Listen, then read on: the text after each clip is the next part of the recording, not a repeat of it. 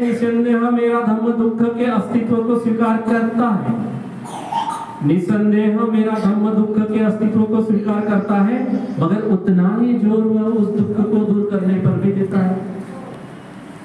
तो हम जब देखते हैं आज और सारा पूरा भारत देश कहीं पे भी जाए और पूछे तो दुख से भरा पड़ा है, दुख से भरा। लोगों को छोड़ के ये पूरा भारत देश क्या हुआ है, दुख से भरा पड़ा है।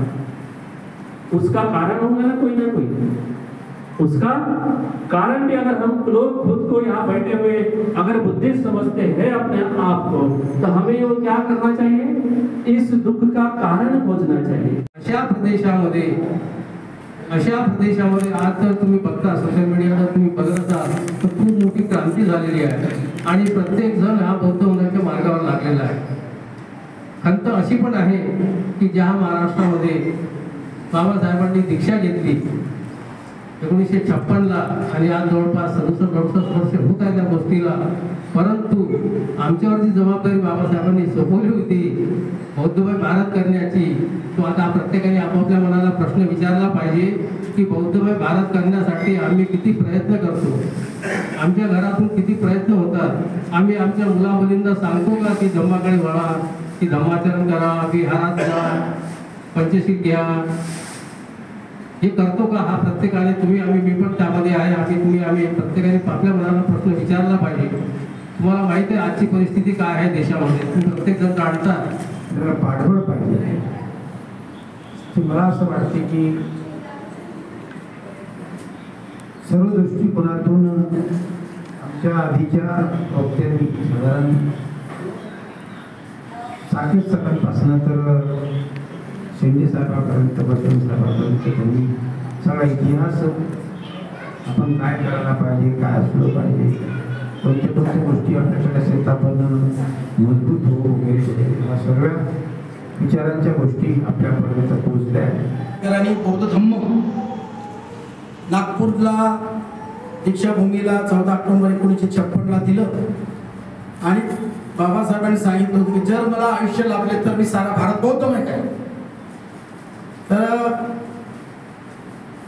याची जी वाटचाल आहे ते आपल्याला माहीत व्हावं मराठवाड्यामध्ये, आणि म्हणून मी तो विषय ठेवला होता की राष्ट्रीय बौद्ध महासभेचे ध्येय, उद्दिष्ट व वाटचाल काय चाललेली आहे भारतामध्ये। ते 27 राज्यामध्ये राष्ट्रीय बौद्ध महासभा आहे, हे बौद्धांची राष्ट्रीय बौद्ध महासभा आहे आणि संपूर्ण भारत बौद्धमय करण्यासाठी सर्व हे कार्यकर्ते जे राष्ट्रीय महासचिव इंजिनियर DP गोरिया साहेब मध्य प्रदेशवरून आलेले आहेत आणि शेषराव घांगडे साहेब आत्ताच आपल्याला जे बोलले ते राष्ट्रीय महासचिव आहेत। बाबासाहेब म्हणाले होते की शिकलेल्या लोकांनी मला धोका केला, तर हे शिक्षित लोक आहेत आणि आम्ही धोका दिला याचं परीक्षण कसं करता येईल आणि काम कसं करता येईल हे करण्याचं काम ते करतात। पूज्य भंतेजी या मंचावर आहेत, धम्मपीठावर आहेत, हा धम्ममंच आहे आणि मला खूप म्हणजे आनंद होतो आणि मला वाटतं की आणखी जास्त लोक यायला पाहिजे, कारण मी मराठवाड्याचा प्रमुख असल्यामुळे पदाचा आमच्याकडे राष्ट्रीय बौद्ध महासभेमध्ये काही महत्त्व नाही। एक कार्यकर्ता म्हणून हे आम्ही राष्ट्रीय बौद्ध महासभेचे कार्य करतो की सर्व भारतातील बौद्धांना बुद्ध संस्कृती मालिक झाली पाहिजे, बुद्ध संस्कृती काय आणि त्याच्यात समन्वय झाला पाहिजे। नाहीतर मग आपल्याकडे बौद्ध महासभा आहे ना, राष्ट्रीय बौद्ध महासभा आहे काय भानगड असं तुम्हाला वाटत असेल तर वाटत असेल, हा भारतीय बौद्ध महासभा आहे।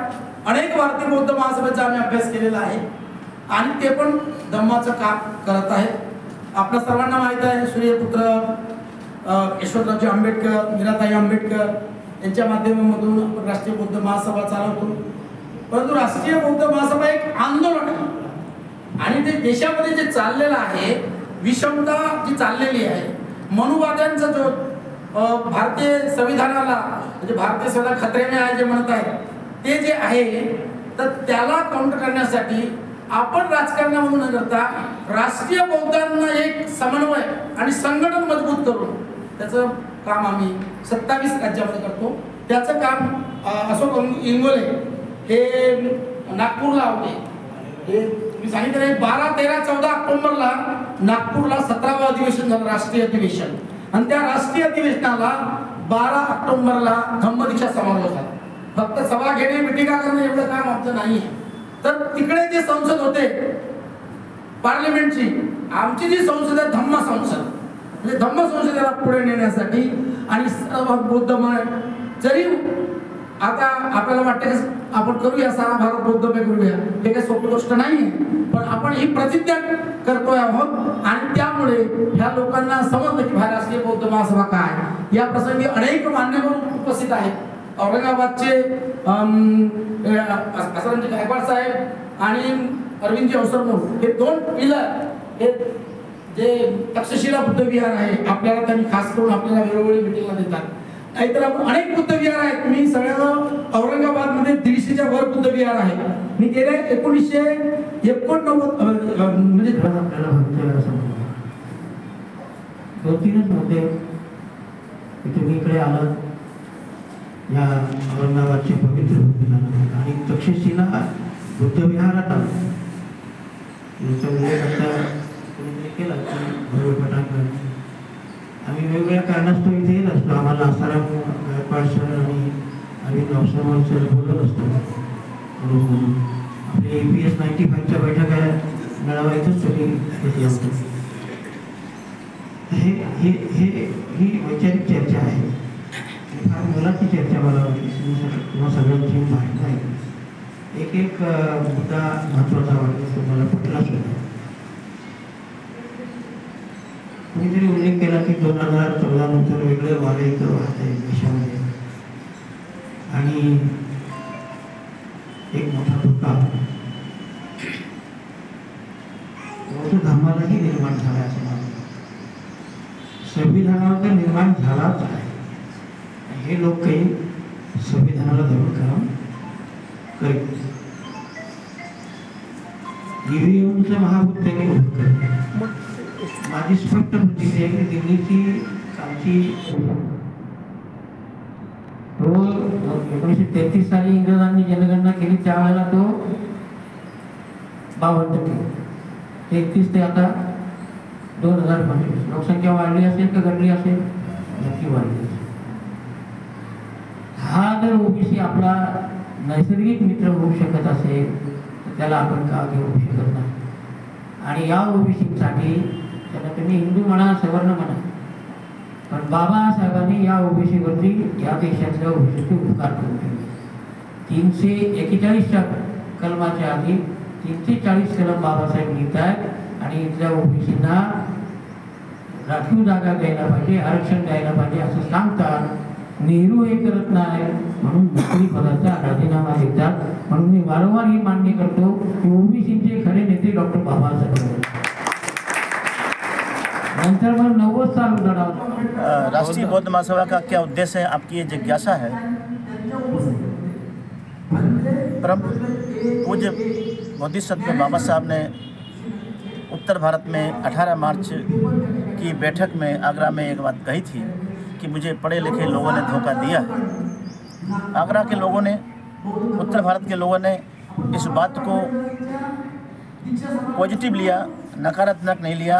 इस बात को स्वीकार किया कि परम पूज्य बाबा साहब की जो अमृतवाणी थी वो वास्तव में हमारे लिए चैलेंजेबल है.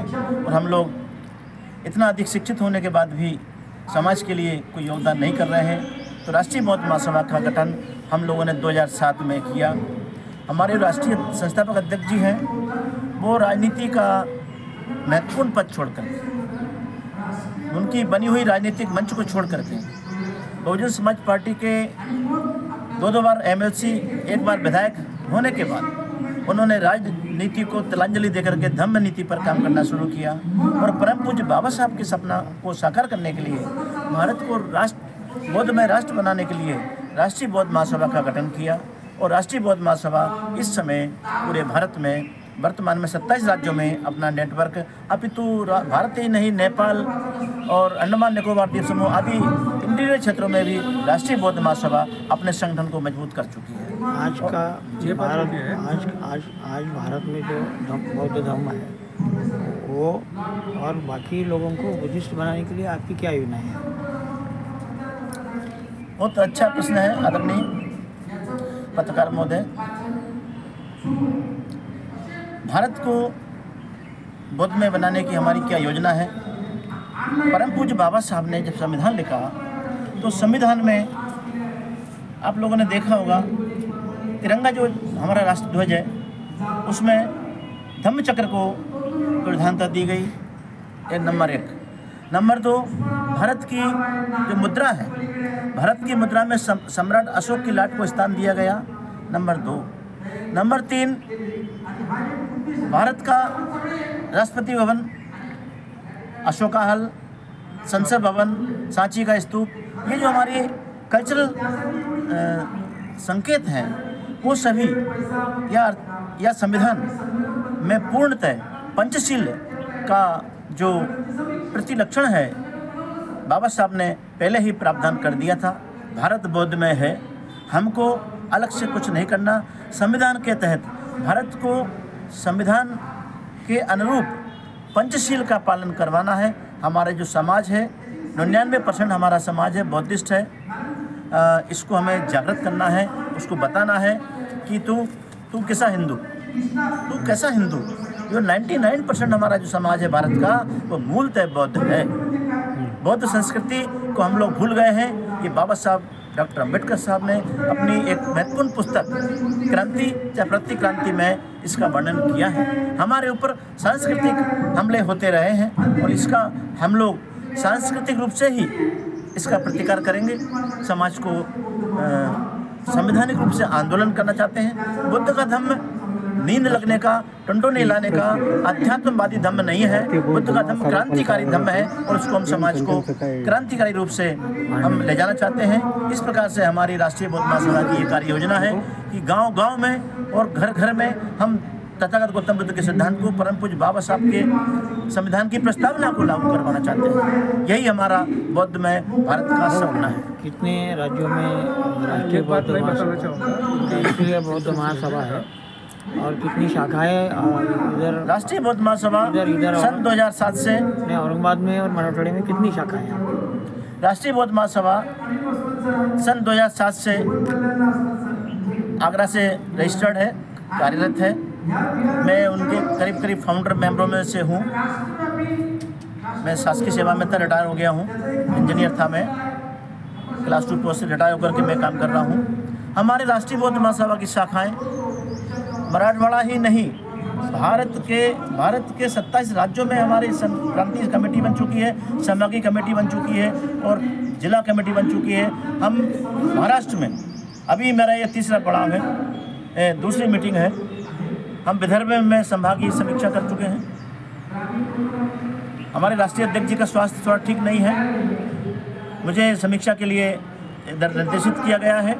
मैं उनके आदेश के पालनार्थ अभी मराठवाड़ा, औरंगाबाद में हमारी सामग्री कमेटी की आज की जो हम कार्य योजना बना रहे हैं, सभी जिलों में यहाँ पर हम लोग कमेटी गठित कर रहे हैं। अभी कुछ हमारे जिले रह गए हैं। मी शुद्धोधन बडवले, कार्यकारी अभियंता म्हणून मी सुद्धा निवृत्त झालो आहे इरिगेशन डिपार्टमेंटमधून। परंतु मी निवृत्त होण्याच्या पूर्वीचपासून धम्माच्या रुची असल्यामुळे ते मी काम करत आहे। राष्ट्रीय बौद्ध महासभेमध्ये मी जवळपास 12 ते 13 वर्षापासून काम करतो आणि आता सध्या मी महाराष्ट्र प्रदेशचा अध्यक्ष म्हणून काम करतो। आता यामध्ये तुम्ही जे प्रश्न विचारला होता की राष्ट्रीय बौद्ध महासभेचं भारतातील लोकांना बौद्ध बनवण्यासाठी तुमच्याकडे काय योजना आहे, तर सर्वात महत्त्वाचं सांगायचं झालं तर ज्यावेळेस सम्राट अशोकांचं राज्य होतं त्यावेळेस हे जो जम्बूद्वीप होता हा पूर्णच्या पूर्ण बौद्ध होता। आणि आपल्याला माहीत असेल की जो राजाचा जो धर्म असेल तो धर्म तिथल्या प्रजाचं होतं आणि जेव्हा त्या प्रजाचं जेव्हा राज्य होतं तर त्यावेळेस सगळे लोक जे होते जम्बूद्वीपातले हे बौद्ध होते। मग अशी आम्ही जे पत्रकार साहेब आहेत त्यांनी बोलले की ओबीसी सुद्धा आमचेच आहेत। हो, ओबीसी नाही, इथे जो माणूस आता आहे ते जातीमध्ये विभागला गेलेला आहे ते लोक पूर्वीचे बौद्धच होते। त्यांचं जर तुम्ही आपण पाठीमागे जर बघितलं तर ते त्यांचे जे पूर्वज आहेत ते बौद्ध होते। आणि मग जर त्यांचे पूर्वज जर बौद्ध आहेत तर ते आता आपले बौद्ध बांधव झाले नाहीत का? झालेले आहेत. तर हे बुद्ध बांधव जे आहेत यांच्यापर्यंत भगवान गौतम बुद्धाचं पंचशील पाळेमुळे जे आहेत ते तिथपर्यंत पोहोचवण्याचं कार्य आमचं राष्ट्रीय बौद्धमान सभा करते. सामाजिक न्याय परिषद सुद्धा आम्ही चालवतो आणि ह्या सामाजिक न्याय परिषदमध्ये लोकांना उद्युक्त करतो की बाबासाहेबांचं आणि भगवान गौतम बुद्धाचं जे काही संघ आहे त्या संघाच्या प्रमाणे आपण चालण्याचा प्रयत्न करतो आणि प्रत्येक समाजामध्ये नैतिक आणि निर्भीडपणे आणि विना लोभाचे कामं करून आपण हे बुद्धाचा संघ सगळ्याच्या पर्यंत पोहोचला पाहिजे याचं हे काम आम्ही राष्ट्रीय करत आहोत.